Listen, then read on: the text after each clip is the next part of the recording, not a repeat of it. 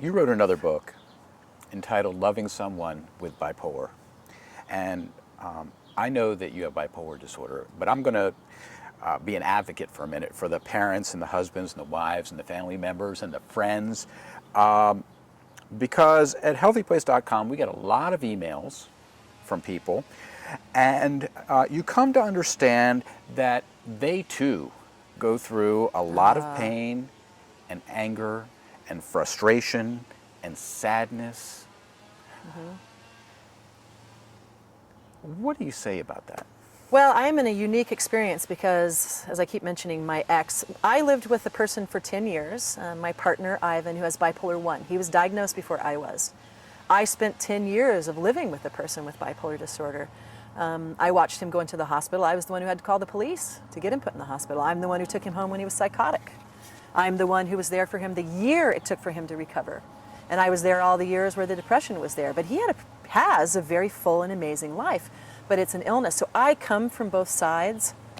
But when I think of what my family and friends have to go through and have gone through, it just makes me cry. And I write quite a bit about friends and family because having been on one side, but I watch what this does to my mother, how it takes away energy from my brother, how sometimes they have to stop everything they do and help Julie, and luckily I've taught my family what to do. It took them 2 years to learn to use my system that I write about in my books. 2 years, but they did it. That's what matters. And friends and family go through emotions, loss. What if you married somebody in a manic episode? This vivacious, amazing, beautiful woman who's out partying with you, goes to the beach with you, you have this quickie wedding, and you get home and she's in bed crying, and she doesn't get out for months. You don't know what's happened. Who did you marry? Who is this person? Yes. And you don't know about bipolar disorder, and you have no idea what's going on. That's going to wreck you. You think, what have I done? Why did this happen to me? What am I doing wrong? Why is she crying? And it's a constant problem. And that's the reason I wrote Loving Someone with Bipolar Disorder is, first of all, to show how to help the person you love. And that book is for couples. And then my other book, Take Charge, has a section for family members. You have to educate yourself. If you don't know what bipolar disorder is and what it looks like for the person you love, how can you help them? You have to be able to educate yourself and say, oh, here's what's going on.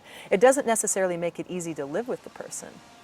That's one of the problems. But it's tragic what this does to families, what it does to love relationships, parents, teachers, grandparents, siblings.